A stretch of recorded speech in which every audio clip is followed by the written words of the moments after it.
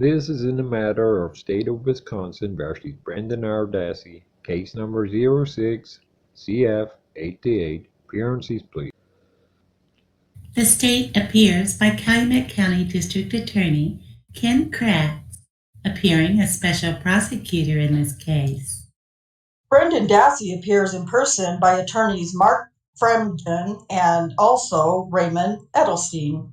All right, we're here today to discuss a number of motions. I'm going to start with the motions that were filed by counsel for the defense on November 10th, 2006, and specifically, I'm going to start with a motion that's captioned Motion to Suppress Statements, Motion to Reopen Hearing, Suppress Statements, Motion to Continue. In this motion, the defendant acknowledges that the hearing has already been held to suppress statements given by the defendant to authorities on February 27th and March 1st of 2006. But the defendant says that the previous motion failed to specifically assert the defendant's statements were the product of undue suggestion. The defendant would like to have the hearing reopened or continued so he can present psychological testimony from an expert witness relating to the suggestibility of the defendant. Defense counsel, Mr. FREMGEN, have I fairly stated the motion? That's correct, Judge. Do you wish to be heard on it? Judge, briefly. Go ahead. I don't want to add any more to the motion. I won't repeat what's in the motion itself. However, Your Honor, what we're asking is essentially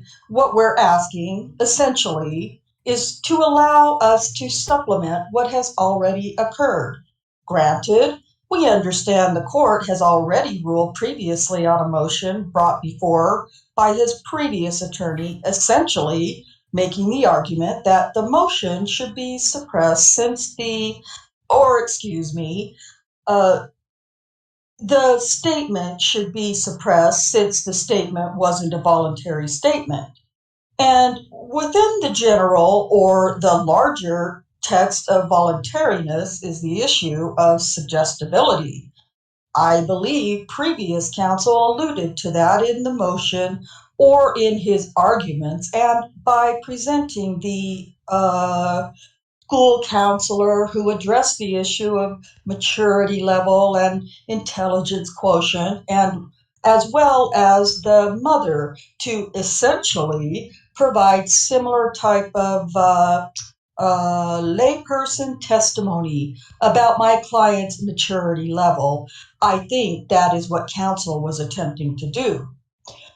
We feel, after having reviewed the transcript of the motion hearing, reviewed the tapes, and hired a psychologist from Janesville to go through that, who's offered us a tentative opinion that he believes that the statements could potentially be unreliable based upon undue suggestibility.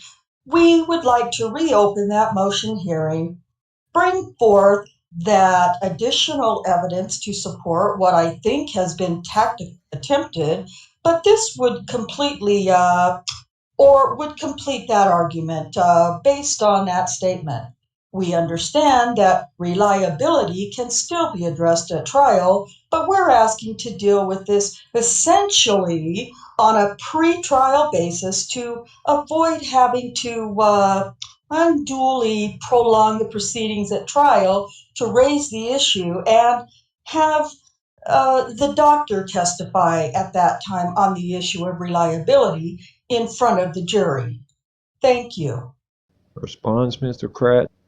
As to Mr. FREMGEN's last statement, his claim that this can obviously be addressed at trial, or a claim of it being a false confession can obviously be raised, is not necessarily an accurate statement.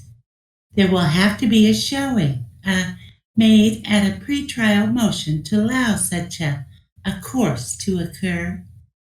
That having been said, Judge, this court did make independent analysis and review of the statement itself. It was from the defendant's own words, from the defendant's own statement, that this court made specific rulings as to suggestibility, as to undue or improper influence by law enforcement. And as this court is aware, made a detailed set of findings that, in fact, Mr. Dassey's statement was a product of his own free will and not improper suggestibility, which is, of course, the legal standard. To allow that at this time, review or a revisiting of that motion is something not supported by Mr. FREMGEN's motion. The issue of voluntariness was fully litigated in a previous hearing. I'd urge the court then deny the motion. Any reply? I would, well, I agree with the counsel in regards to there would have to be some sort of pretrial motion in regards to the issue of trial testimony. But as far as having fully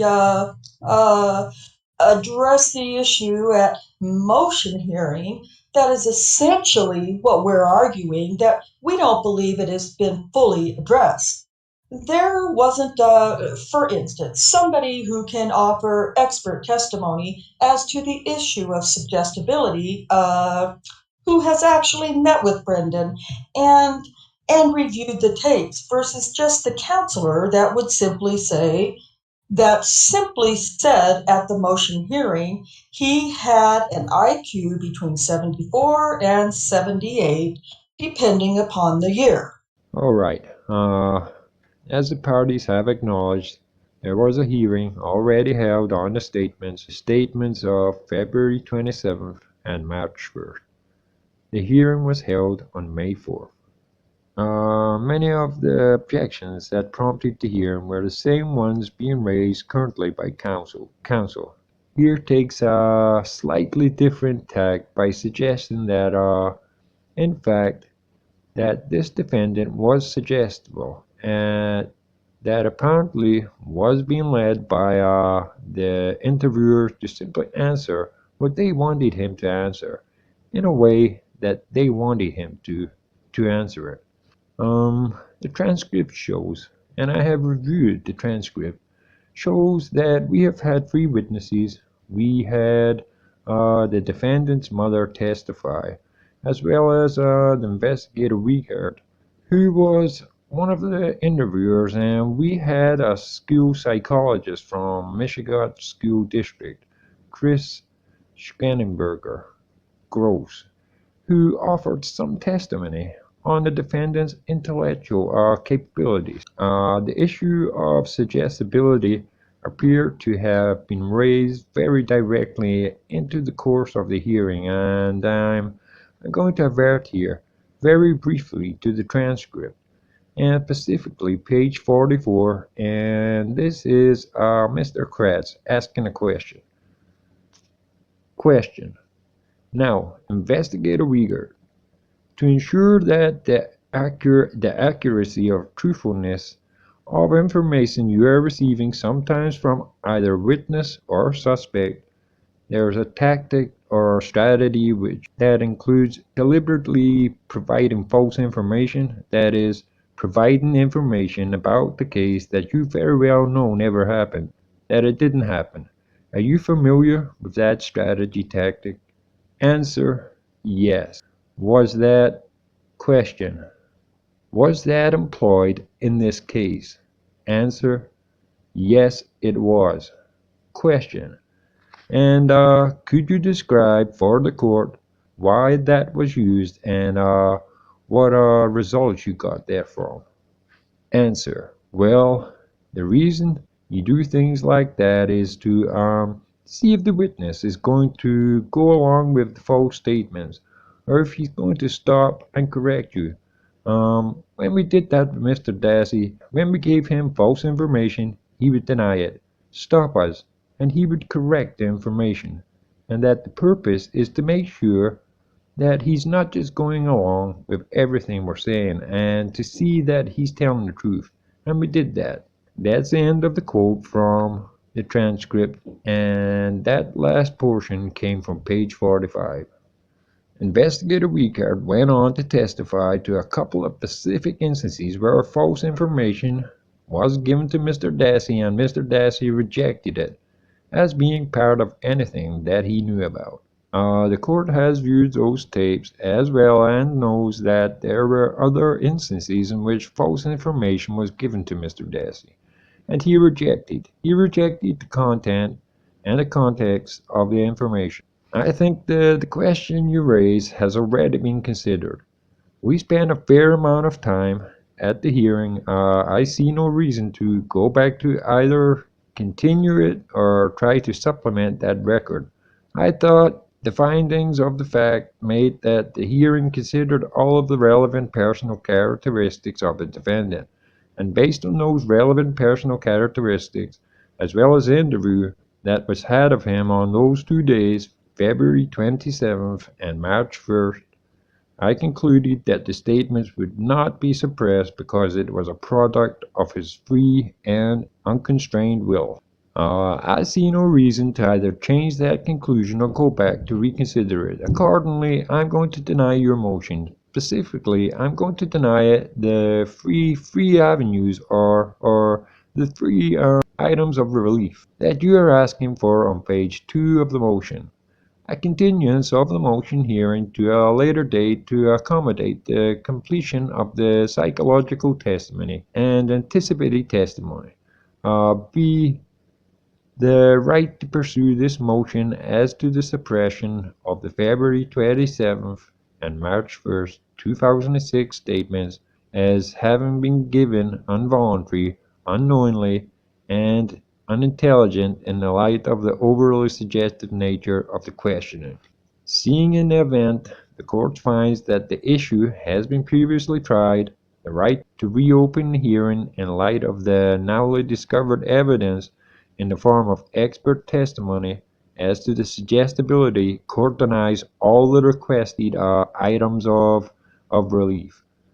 Court then moves on to the second motion. We are going to consider here specifically the motion to reopen the preliminary hearing cause of ineffective assistance of counsel. The preliminary hearing is an early stage in prosecution at which the state has to show evidence that probable cause exists to believe that a felony has been committed and that the defendant has committed a felony. In this instance, the counsel at that time representing this defendant waived the right to a preliminary examination. Counsel now wishes us to go back to that stage. He says that the preliminary examination should not have been waived, or suggested shouldn't have been waived, at least under the circumstances that it was waived. Counsel says in his petition supporting his motion that the then appointed counsel representing the defendant did not discuss with any specificity the allegations in the criminal complaint. He didn't discuss the purpose of the preliminary hearing, the special procedures and circumstances, and further that then that time appointed counsel may not have understood the distinction between the different kinds of preliminary hearings. One found at 970.03 and one found at 970.032 is that a reasonably accurate summary of your motion. Mr. FREMGEN, Correct, Judge. do you wish to be heard on it?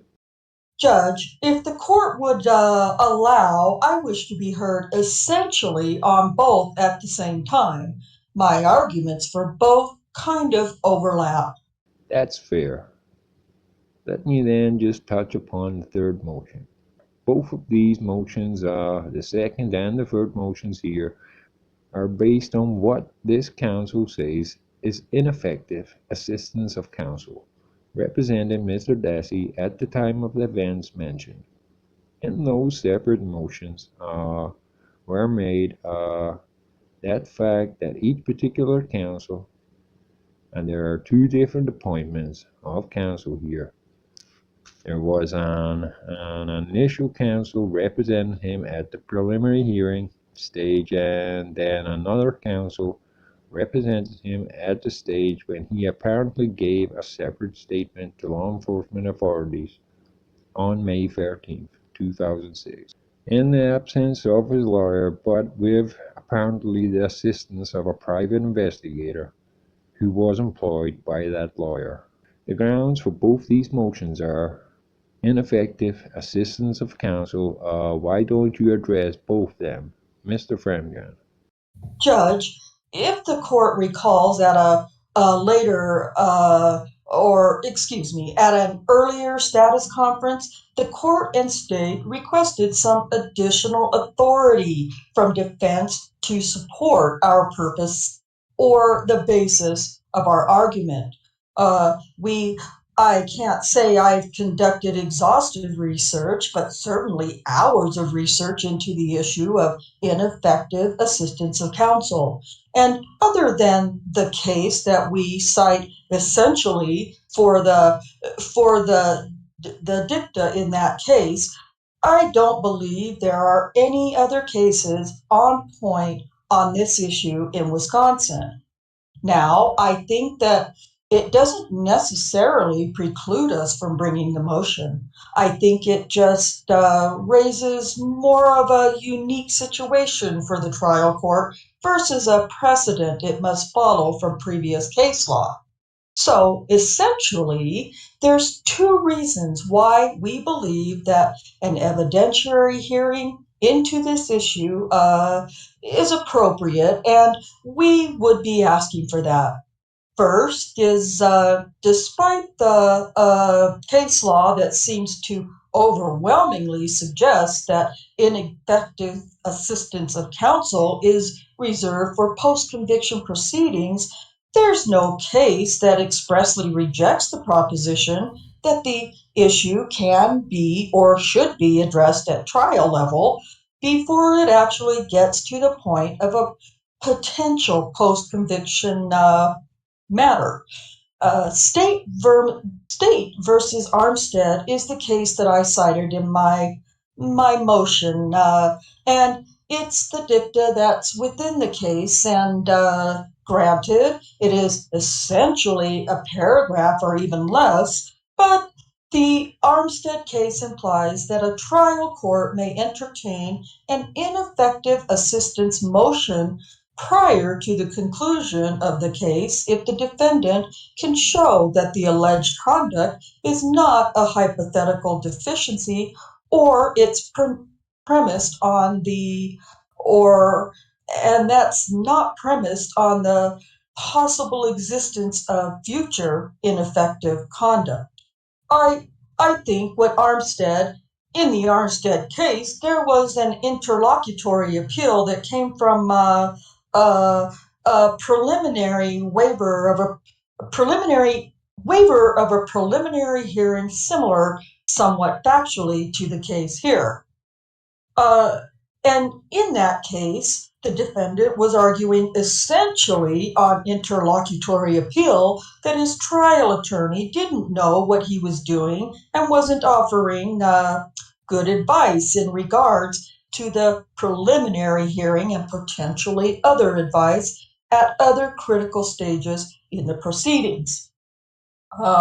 In this case, we feel we have a different factual situation. It's not a hypothetical and it's not future conduct. The crux of the complaint.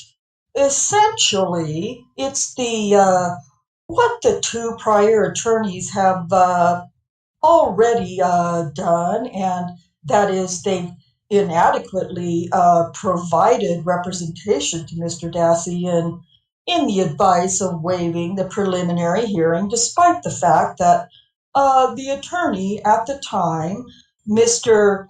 Sigelski, had only met with Mr. Dassey for less than half hour, and that Mr. Dassey, from the suppression motion, court is aware, has a rather immature individual with an registered IQ of somewhere between 74 and 78.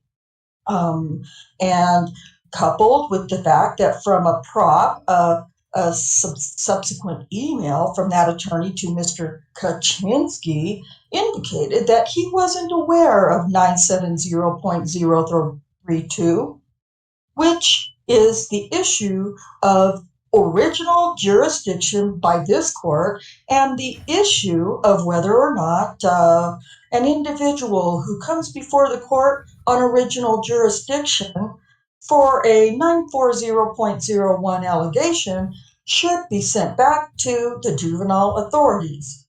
Second, I think that the pleadings adequately also establish that, well, I shouldn't say adequately, but I think there would be a need for an evidentiary hearing to establish whether or not there was a strategic reason for making these decisions.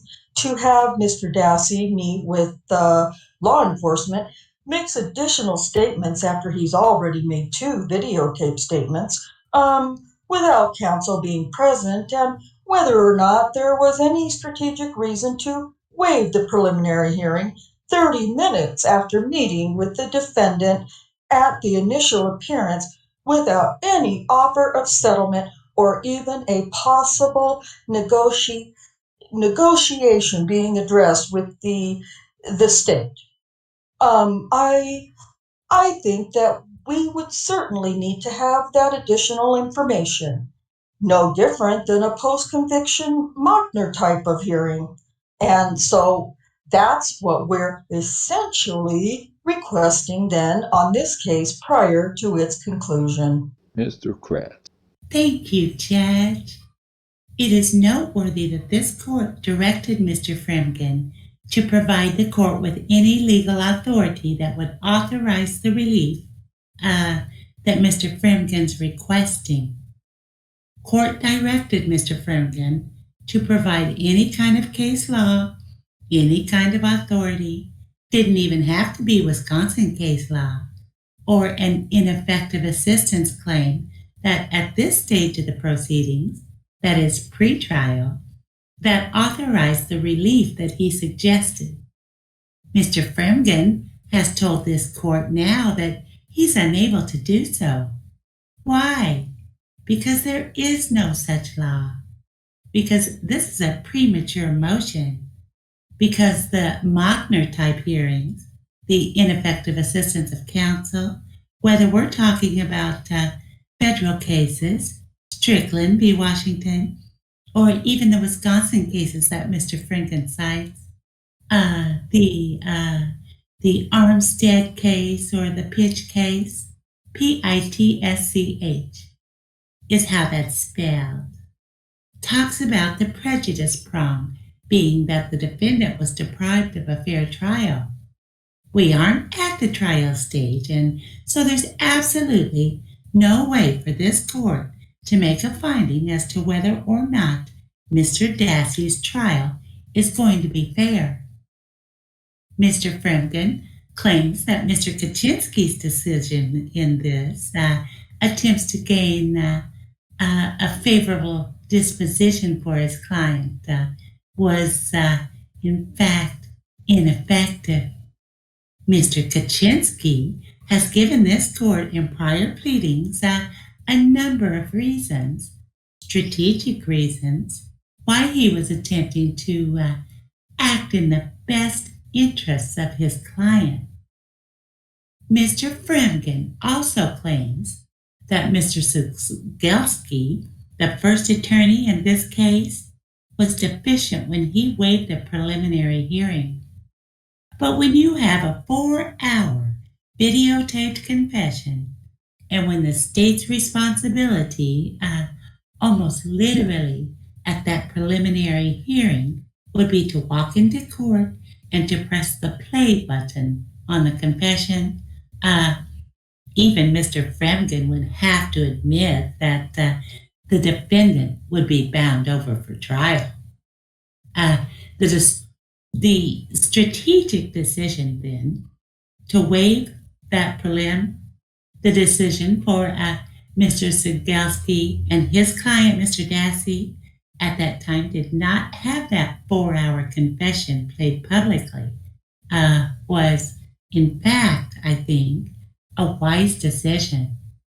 But it isn't something even that this court need reach because the prejudice prong, as I've mentioned, cannot be addressed by Mr. FREMGEN. Let me note that it is the defense's burden to overcome the strong presumption that counsel acted reasonably in all of these matters. And the fact that we are pre-trial, the fact that Mr. FREMGEN cannot guess what's going to happen at the trial, if we have a trial in this case, is the very reason that these matters are not brought pre-trial. And therefore, Judge, because this motion is brought prematurely, because there is no law that I'm aware of, or Mr. FREMGEN, that authorizes this remedy at this time in the proceeding, I'm urging the court once again deny both of these motions. Thank you. Reply. Just briefly, until Gideon argued for court-appointed counsel, there's no precedent that said a court must provide defense counsel to the indigent, until Regal argued the same. There's no precedent that said the court had to provide counsel for juveniles, and until Brandar argued that his rights were violated by the fact that the police didn't inform him of his due process rights, no precedent provided that protection to defendants. Just because it hasn't been done before doesn't mean the court can't do it. That's what we're asking the court to do. I'm not sure that last statement, just because it hasn't been done before, means the court can't do it, is factually correct, but the court has considered both these motions. The first of the two relates to the claim of ineffective assistance of counsel. The preliminary hearing stage because the defense counsel at that time waived the right to a preliminary hearing. The second of the motion relates to an ineffective assistance of counsel claim that concerns an interview given on May 13, 2006 by this defendant to law enforcement agencies or law enforcement agents, at which the defendant's counsel was not present and was given with the permission of that counsel.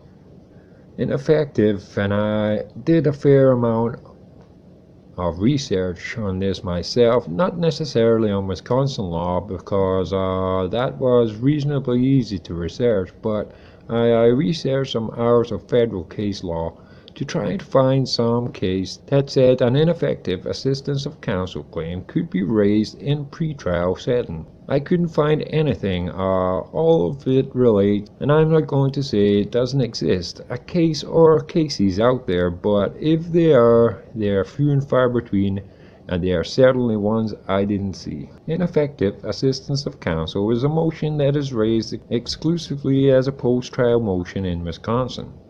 It then gives rise to what is called the Macker hearing. We heard that term discussed, and that is derived from a case called State versus Magna. There is a two-pronged test for ineffective assistance of counsel.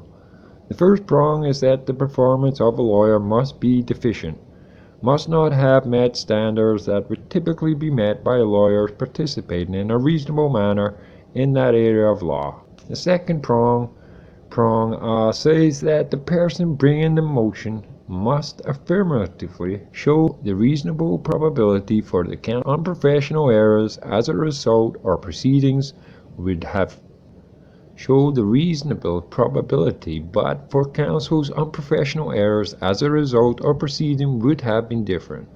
And I'm citing here from Wisconsin case called State versus Hicks at 195 Wisconsin 2D 620, specifically at page 632. Counsel in support of this motion cites a case called State versus Armstead 220 Wisconsin 2D 626, page 636. and he said what he refers to as dicta here. And I think he's probably correct. Dicta means the court is simply saying this. It may not have the full force of the law, but the court considers the question of ineffective assistance of counsel in the context of a pretrial motion. I'm going to read from the case, and it's short paragraph, and that's all that's here. The court says as follows. Quote, Armstead appears to claim that her trial counsel either has been or currently is providing her with ineffective assistance because her counsel, who is unable to determine the meaning of section 983.183 and 970.032 of the statutes, does not know whether to advise her to plead guilty or go to trial. In order to prove ineffective assistance of counsel, a defendant must show both deficient performance and resultant prejudice. At this point, Armstead has not pleaded guilty to or been convicted of any crime. Even if her counsel had been currently is providing Armstead with ineffective assistance, the possibility that Armstead will actually be prejudiced by the alleged ineffective assistance amounts to a hypothetical and future fact. I've omitted some citations from the quote. That's precisely where we're at here. Whether or not there has been ineffective assistance of counsel is exclusively a post-trial motion, and we will not know until something has happened. A trial has happened, a conviction has been had or not had. Whether or not counsel has been ineffective, or whether or not the ineffectiveness has prejudiced the result of the trial, the results of the case. Under those circumstances, really the court has no alternative counsel but to deny both your motions. Alright, predecessor counsel. Filed on March 17th a motion for change of venue. Our current counsel has supplied that motion with additional materials that have been supplied to the court on December 6, 2006. The materials are on the clerk's desk. They are in boxes and in folders, and I'll allude to those in a minute. Under Wisconsin law, specifically section 971.19, venue, which simply means the place of trial, is supposed to be the county where the alleged act or crime was committed. 971.22 of the statute permits the court to move the place of trial to another county if a defendant shows to the satisfaction of the court that there is a reasonable likelihood that an impartial jury cannot be impaneled in the county in which the trial should be held. If a defendant makes such a showing, the court can move the entire trial to a different county or, under certain circumstances, choose the jury in a different county outside the area, in this case the immediate area of the county in which the crime is committed, and try the case in the county in which the crime was committed. To support his motion, the defendant has filed with the court the following: an index of TV coverage from the 4 major network stations in Green Bay. Those show the dates and titles of television transcripts used by each station in the coverage of Teresa Halbach's disappearance and events associated with the investigation of her death and the prosecution of the persons charged in that death.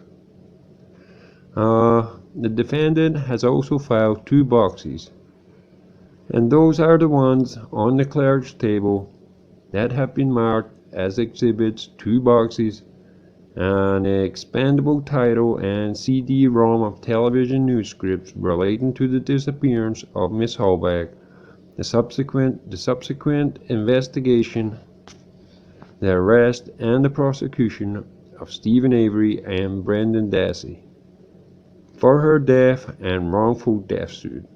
There is as well a CD-ROM of newspaper articles appearing in the Manitowoc Herald-Times that has been filed as part of the defendant's submission. And lastly, the defendant has filed a brief supporting his argument to change venue in this particular case. Counsel, do you wish to be heard on this motion? Again, Judge, I'll try to be brief. Rather than point to particular dates, what we had had attempted to do is provide a list for both the state as well as the court of the dates in which there was television coverage of the just the Halbach disappearance and arrests of the two individuals involved in the disappearance, and now the charges of first-degree intentional homicide. It's impossible to actually, in our opinion, to remove one from the other. Oftentimes, in many of these reports, especially after March 1st, whenever Mr. Avery was in court or there was a television update on the case, would refer to Mr. Dassey as well. There were times within many of the television reports the and the print reports that some of the details of the allegations were released. At times, there were comments attributed to law enforcement. There was a press conference with the state and law enforcement. There was comments in regards to the statements, the videotape statements. And there was also, in various broadcasts, such terminology as gruesome and torture.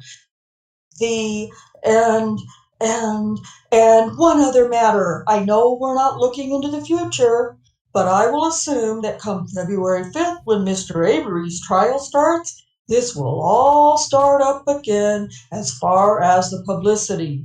And I will also assume that since it's been that way since Mr. Avery's or since Mr. Dassey's charge, that every time they bring up one name, they're always going to bring up the other.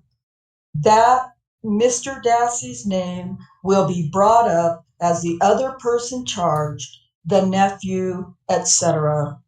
Now, I believe that the transcripts, there's approximately 150 transcripts from Fox 11 that are relevant transcripts, and oftentimes there would be broadcasts at 5, 6, noon, 5 in the afternoon, 6 again, and then 10 o'clock. And so on the index, when I indicate one day, it could be at times 6 or 7 different broadcasts in that day. Not always, but often that was the case as well. There were about 110 telecasts of WBAY, 50 telecasts of WGBA, NBC, about 120 telecasts of WFRV, as well as the Times Herald articles between 25 and 30. I think it would be fair to state that I don't believe the state would even disagree that this case has drawn some extensive regional coverage. There have been, as I noted, many articles and reports about Mr. Dassey, Mr. Avery, and there have been comments from the families, both sides, from the Avery family as well as from the Halbach family. And as I pointed out, I'm expecting that will probably increase twofold when the Avery trial starts in February.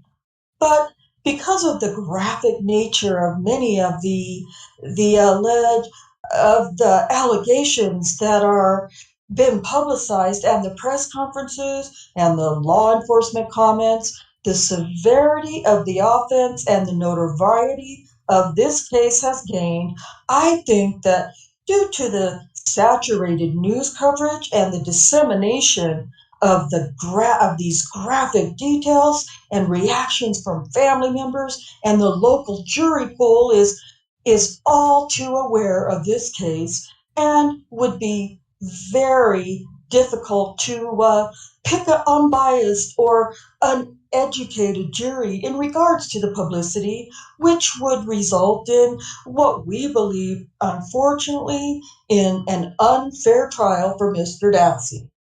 And for that reason, we believe that change in the venue, and we're only asking for a jury from another county. We do believe that that would be an undue hardship on both families, Mr. Dassey's family as well as the Hallbach family, to have to uproot and move to another county for the trial.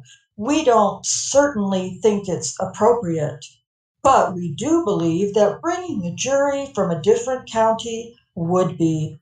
Mr. KRATZ. Thank you, Judge. Mr. FREMGEN, and once again, I'm going to start at the end of his argument rather than at the beginning, claims that the court is to strive to find some uneducated, and that's the word he used, some uneducated jury. I suspect that he's talking about some jurors who don't know anything about the case. And that, of course, is not the jury pool that trials are made up of. We expect our jurors to be educated. We expect our jurors to watch the news and to know something about the case as publicly discussed as this one. The prohibition, of course, is if a juror has made up his or her mind about the guilt or innocence of a defendant based upon what they've read or what they've seen, not based upon the coverage itself. And so it's impossible at this time to determine whether or not such a jury pool exists. That is, whether or not we would be able to find 12 jurors who have not either made up their mind or are willing to set aside what they've already heard to decide the case. I think it's important to note that Judge Willis, in a companion case in State versus Avery, is allowing the jury to be selected from this very county, from Manitowoc County. And so I think whether or not a jury pool is available has already been decided. But this is a different case, and I will concede that with Mr. Dassey's case happening second, there's the possibility of additional pretrial publicity.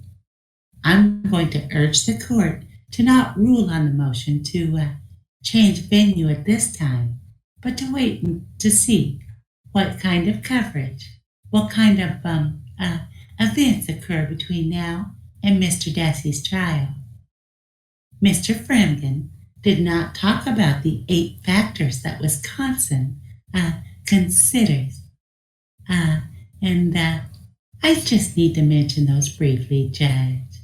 Just because we have to make a record as to those factors for change of venue. The Fonte case, Fonte, suggests that this court consider, number 1, the inflammatory nature of any publicity. Number 2, the timing and specificity of the publicity. That rhymes. Number 3, the difficulty that there may be in selecting a jury. Number 4, the extent to which jurors are familiar with the publicity. And number 5, the defendant's use of peremptory challenges. Number 6, that is the state's participation in any adverse publicity. Number 7, the severity of the offense.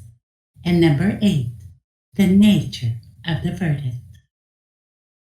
Well, the court can see that several of those factors can't be addressed until the time of the attempt to select a jury. And so, again, my suggestion is to wait. However, if the court is to rule today, there are some points that I feel I need to raise with the court. As to the nature of the publicity, the state argues, as it did in the Avery case, that the coverage has been factual, has been non-editorial to the most part, and not prejudicial. When we look at the manner in which the publicity has been presented, it may inform jurors. As I've argued, that's not a bad thing, but certainly is not intended to sway jurors. This is, in fact, a highly covered case, but it should be. The facts of the case itself lend to intense media attention. Let me also state, though, Judge, that raises the second factor, and that's the timing of the publicity. Most of the publicity on these two cases, and I guess I should distinguish Mr. Dassey's from Mr. Avery's coverage, although Mr. FREMGEN lumps them together. I'm not sure if he believes the court to do that. But most of the publicity has been in the early stages of this case. Almost, and in fact, more than a year before the trial. I will note that the last public statement by, I think, any of the lawyers in the case, in the Avery case, was November 11th of 05. And in the Dassey case was March 2nd of 06.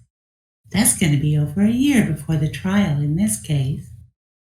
I've argued, and I think that the Avery judge adopted the conclusion that the states complied with Rule 3.6. That is, the statements that have been made in both of these cases have been in full compliance with the rules established by the Office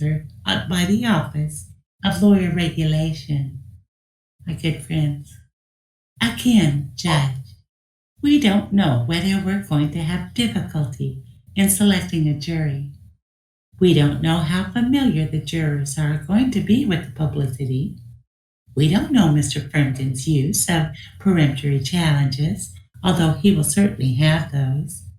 And then when the court considers the last primary factor, that is something you can consider before trial. That is the severity of the offense. Homicide and these related charges are, in fact, the most serious and would expect intense media scrutiny. This court has a responsibility to balance the public's right to information. That is the right to know what's going on from the danger of potential prejudicial information being disseminated. Once again, because I think the information has been straightforward because of the timing, because it's been so long before the trial in Mr. Dassey's case, I'm going to urge the court at this time to find that there has been no proof brought by Mr. FREMGEN to establish those 7 factors. Let me also indicate, quite candidly, however, that Mr. FREMGEN, I believe, may be in a position after the Avery trial, after the middle of March, let's say, to submit additional facts to this court, at which time, as we're closer to Mr. Dassey's trial, at which time he may, in fact, be able to establish those factors. But because we're using a Manitowoc jury in the Avery case, I would ask the court to be cautious in making too many findings of fact at this time, that it cannot be possible to select a fair jury from Manitowoc, because that is, in fact, what we intend to do in a related case. I hope, as I say that, this court is sensitive to my attempt to make the record in both cases because I have to.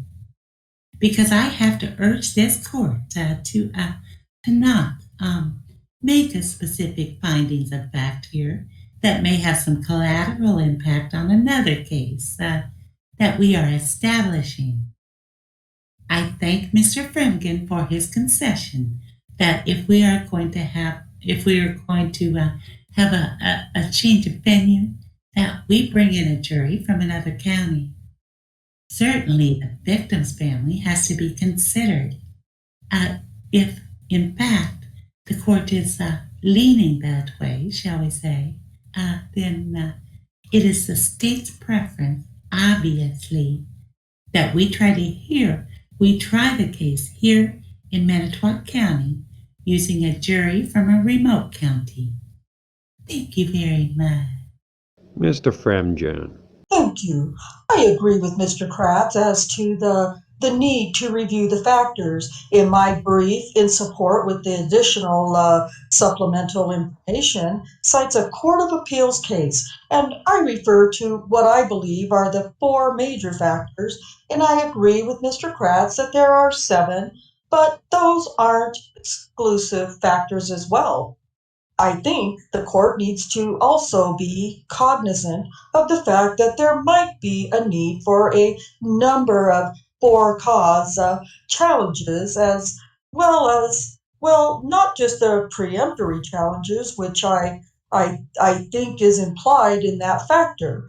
This would require a larger than normal jury pool to be brought in, could potentially require almost a size of 2 jury pools in order to be able to accommodate the potential for-cause challenges. Absent the change of venue, there would likely be a need to conduct individual voir dire in order to avoid tainting the existing jury pool.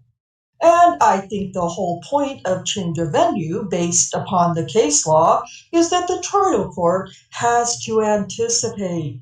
I agree with Mr. KRATZ. I don't know where the publicity is going to, how it's going to actually affect the jury, but we have to, and actually, trial court has to anticipate the difficulties in selecting a jury based upon the coverage. It does not necessarily limit it to inflammatory nature of the publicity. That there's that separate factor, the extent to which potential jury pool was aware of the publicity. I think that the record reflects, with the number of exhibits, that there certainly has been an extensive coverage of this matter, whether you wish to withdraw Mr. Dassey or lump them into the Avery/Dassey coverage. I think certainly the main focus or the main point of the reason for change of venue has to be the extent to which the jury is aware of the publicity. All right, court has heard the arguments on the motion for change of venue. We've discussed briefly some of the factors that the court is to use in evaluating these motions. They're set forth in a number of Wisconsin cases, and Mr. KRATZ is correct. Many of these cases are cases that have already been tried, and they are brought as post-judgment motions. This is a pre-judgment motion, and as I noted before, the defendant has a right under Wisconsin law to be tried by an impartial jury in the county in where the crime was committed. Actually, this is also a constitutional right as well as simply a statutory right. Before a motion for change of venue can be granted, the court must find that there exists a reasonable probability or likelihood that a trial with an impartial jury cannot be had in Manitowoc County. In other words, that it will be difficult, if not impossible, to impanel an impartial jury for this case, and this case an impartial jury for this case, and this case I am, as defense counsel does, slumping together with Mr. Avery. Among the factors that the court takes into consideration are some mentioned by Mr. KRATZ: the timing, the specificity of the publicity, the inflammatory nature of the publicity, the nature, severity of the offenses involved, and the permutation of the publicity. And I take it permutation of publicity means not only permutation of so-called adverse publicity, but permutation of any publicity, touching upon the alleged events. The court has revealed some, though certainly not all, of the materials submitted by the defendant in support of its motion. As a primary matter, the court notes that I have seen no case in my 30-plus years in Manitowoc County that has received anywhere near the amount of news coverage that this case has received. In television, print, voice media, internet activity, all have been extensive and intensive. I will also note, in response to something that Mr. KRATZ said, the motion for change of the venue is exclusively the defendant's motion. It is not the court's motion, it is not the prosecutor's motion, and in the Avery case, apparently a motion has been made and withdrawn. This motion is not withdrawn. It's being supplemented and it's active, and we're ruling on it today. The defendant's brief notes that in his appendices index over 300 separate TV news reports relating to some aspect of the Avery or Dassey cases, and many of these reports ran several or more times a day, as he noted in his argument. Stating alone the sheer volume of the publicity might satisfy the factor of permutation for publicity. And I'm not even speaking here of the additional newspaper, voice media, and other media publicity that alone would not suggest or conclusively tell us that this is prejudicial, to the extent that the court is fearful that an impartial jury might not be able to be impaneled. The details of Mr. Dassey's alleged admissions, which form the basis of the state's complaint against him, were designated in the complaint itself and the televised press conference, I believe on March 2nd, 2007, which was the conference itself. It was apparently preceded by a warning to children under 15 because of the nature of the complaint's details not to watch the conference. From that date on, some or many of these same details were repeated in many news stories, often in connection with words like gruesome, graphic, very disturbing, troubling, torture. And these are all words that should be in quotation marks because those were the actual words used as describing the events and this defendant's participation in those events. The defendant's brief notes that some news stories quoted an investigator, presumably anonymous, saying that this defendant was, quote, a willing participant in murder, end quote. The court also is sensitive to the argument raised by both sides that the trial follows the Avery trial. While I think the special prosecutor makes a point saying, well, we could simply wait until the Avery trial and see what sort of publicity is generated by that, what sort of result, and then make a determination. My feeling is that the trial is scheduled so closely on the tail of the Avery trial, there would not be time to seriously consider and rule on any additional motion. In sum, I believe that the nature, the magnitude of the publicity, the fact it has been consistent and ongoing, as well as permeated in this area, that it involves major crimes of a horrific nature, and these factors all combine to lead me to conclude that there is a reasonable likelihood that it would be impossible to impanel an impartial jury for this trial. Accordingly, I'm going to grant the defense motion. I am going to avail, as part of that granting, use selection 971-225, which permits an importation of a jury from some other area of the state rather than moving the trial elsewhere out of this area. I think the standard for having a jury come in here is that it would be too costly to move and that it would be more expensive to move the trial to another location. I think that is probably true, although I certainly haven't gotten any accounting on that. But what primarily motivates me is the fact that there are people here on both representing both the victim and the defendant who obviously are going to be at the trial, and it would simply work another unfairness to make them go to that trial at some distance venue and spend substantial amounts of money to stay there. So that motion will be granted. Judge, if I may, is the court willing to include in its findings specifically that about the inability to select an impartial jury for Manitowoc County, that would be as of April of 2007? In other words, you're not commenting on whether or not we're going to be able to do that in February in a different trial. I'm not ruling on anything in every case. I'm ruling on a case that is going to be held in April of 2006 after that trial begins in February of 2006. Certainly. Yes. Thank you. Gentlemen, any objection to that? No. All right, with respect to the motions that were denied, Mr. KRATZ, would you please draft an order?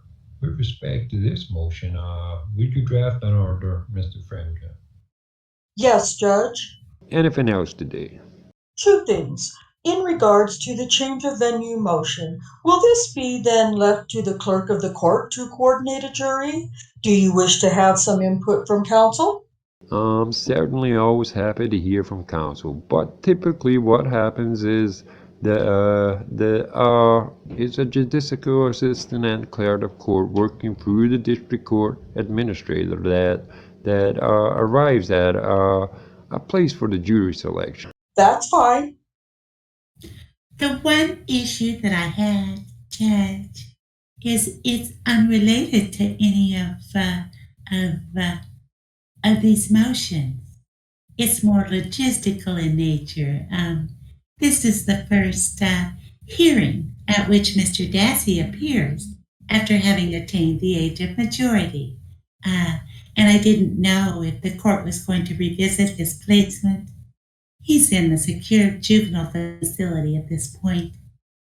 Now that he is an adult, and the reason the court set forth in its previous placement of Mr. Dassey was because he hadn't attained the age of majority for adult jurisdiction yet. If that's going to be revisited, or if the court wants a formal motion, that's fine. Because this is more of a housekeeping or logistical issue. I raise it now as to how the court wishes to proceed. Any comment on the defense on that? Judge, I wouldn't request or require a formal motion, but certainly it's not something I discussed with Mr. Dassey. If I could have time to talk to him Sure. about the issue. Sure. Do you wish to put motion in limine schedules? Want to just do that by phone conference? I think a scheduling conference with the court, even after this hearing, if the court's willing, might be. Yeah, well, we'll meet for a brief scheduling conference for another interim schedule in order to discuss any additional motion. If we have any objection to what Mr. KRATZ has requested, we'll bring that to the court and the state's attention. Otherwise, we can maybe enter a stipulation to that. With respect to the charge of placement. Correct. Oh, okay, all right. Nothing further. We adjourn. Thank you, Judge.